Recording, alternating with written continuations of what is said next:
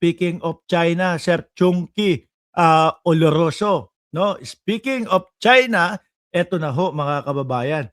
Yung mga kakampi ng mga DDS, no? Na eto. Oh yeah, congratulations doon sa mga DDS vloggers ninyo ha. Mukhang katatapos lang ng seminar sa China. Tapos biglang pag-uwi ng Pilipinas, ito na yung sumambulat sa atin. Tapos biglang alam na nila kung ano ang isasagot agad nila doon sa mga ayaw. 'Di ba? Dito sa ginagawa ng China sa Pilipinas, mga kababayan, no? Ay ayoko na. Paulit-ulit 27 tapos gusto sa flood control biglang ganyan. Ay walang kwenta. No, ganyan mga DDS, nakakahiya, no? Walang maipaglaban. Oh, tingnan tingnan niyo. Oh, wala na nasabit. -27, -20. Kahit 10 beses, wag niyo ikikik. No, wag niyo ikikik. Bakit? Kahit 10 beses, 20 beses na mag-type yan ng -27, okay lang. Dahil iisipin ni YouTube na yung pinag-uusapan itong topic ni Mark Ramos. Sige, magpasok po tayo. Kahit magpasok pa tayo ng mga viewers. Kahit this oras ng gabi na late na tayo nag-vlog, okay lang ho yan. No? Ngayon, eto na ho mga kababayan. No? Chinese Ambassador visit Batanes. Ang putik na yan. Yung China, bumisita lang, Chinese Ambassador visit Batanes. No? Wang Xilian visited Batanes Province June 16 to 18, meeting with local officials and touring development project in the Philippines northernmost province. Ano daw po ito? Sabi ni Commodore J. Tariela, last month, Chinese Ambassador Jin Xuan visited the province of Batanes where he was cordially welcomed by the governor and the people. Now, the Chinese Communist Party has begun spreading propaganda suggesting that Batanes form part of China, a narrative designed to condition our mind and inject this false claim into public discourse. Siguro, ipopost nila yung mga picture na mga ganyan. Ito, may meeting na kami, napag-usapan na namin, ganito, ganyan. At pinaliwanag na namin na ang Batanes ay parte ng China. Ganyan naman po yung mga yan. No? Diyan po nakuha ng mga DDS ang Oy, bakit putik na? Hindi na nagkomento ng -27. Itong si tuloy mo lang, Mac Arnel, Junior Esia. Tuloy mo lang yung -27. Okay lang yan. Now the Chinese Communist Party has begun spreading propaganda suggesting that Batanes form part of the China. Ganyan naman po ang estilo ng mga DDS, mga kababayan. At tingin ko po, diyan nila nakuha yung style ng mga pagpe-fake news ho nila, mga bossing. No? Nakita nyo pagka nag-content yung mga DDS vloggers. Kahit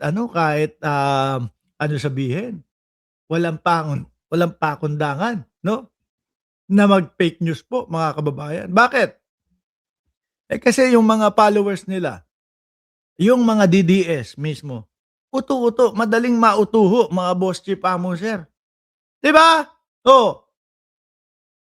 Sino po ang papayag sa ganito? Biruin mo, nung mga nakaraang mga taon, ano ang target lang nila? Target nila, West Philippine Sea. Di po ba? West Philippine Sea.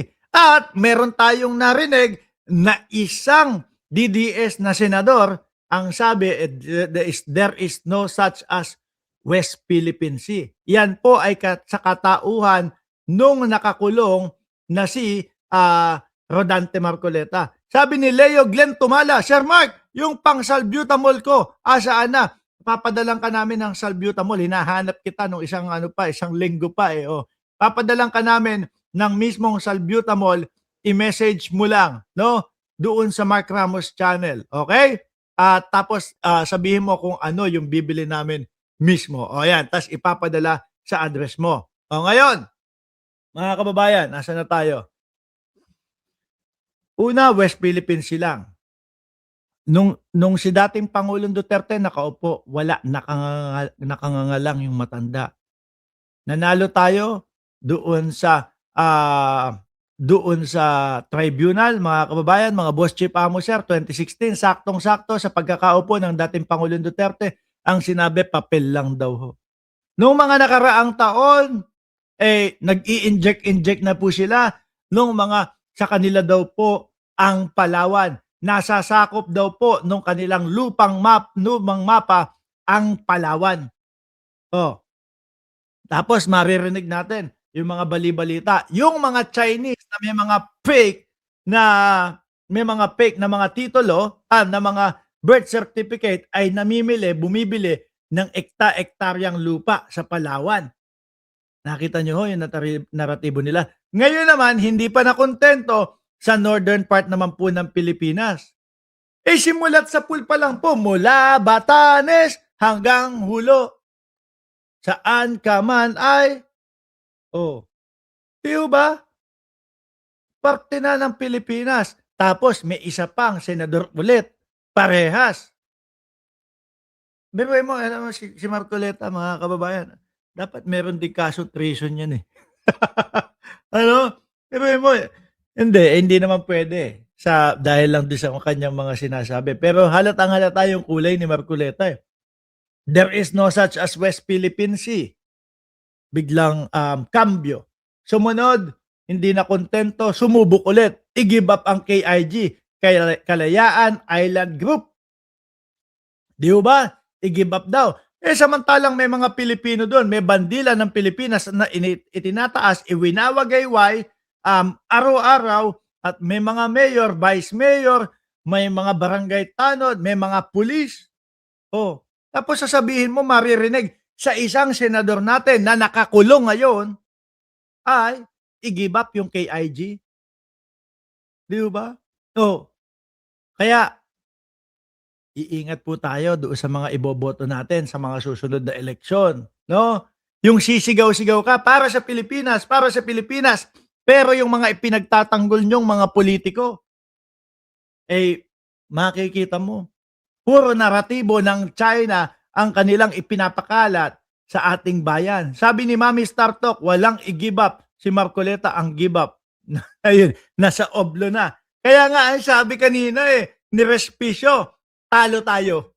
Na ipakulong nila yung ating leader. Nako. Umaarte ngayon si Marcoleta, may sakit daw. Tapos makikita pa ho natin, mga kababayan, magyayaba, ayan Chinese scholar, biruin mo, pati yung mga Chinese scholar, sinasabi ang Batanes ay kabilang sa China. Di ba? Biruin mo, tingnan niyo po mga bossing. Sa China, ipinapalaganap nila, na yung ating Batanes, mga kababayan, ay sa kanila daw po, inuumpisahan sa mga tao nila. Para lumakas yung boses ng mga tao nila na sa kanila ang parte ng Pilipinas. Pero sa atin po, mga bossing, sa katauhan din ni Rodante Marcoleta,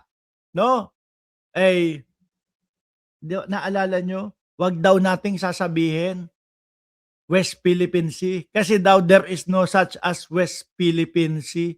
Hanggat hindi pa daw po na ipapatala, mga kababayan, ang West Philippine Sea, kumbaga ayaw ni Rodante Marcoletang mabibigkas, mababanggit yung West Philippine Sea. Nakita nyo yung kabaliktaran po. Sa kanila, yung mga Chinese na mga leader nila, ito ang ipinapakalat. Sa atin, iba. Iba ang pinapakalat. Uy, Mac Arnel, maglagay ka na ulit, -27. Tuloy mo lang. Ng putik, kami pa humihikayat sa iyo. Di ba? Sa atin, mismong senador natin ang pipigil sa atin para magsalita ng gano'n. Kailangan daw ipaano muna, ipatala daw muna. Tapos makikita nyo pa ho, mga kababayan, magyayabang pa yung mga DDS. Ay, mga DDS vlogger, ayan pala, yung pagbisita, di ba? Kaya pala, siguro itong mga picture na ito, mga bossing, yung ipinapakalat nitong Chinese government sa kanilang bayan. Tapos makikita mo pa, si Boss Ngongi magyayabang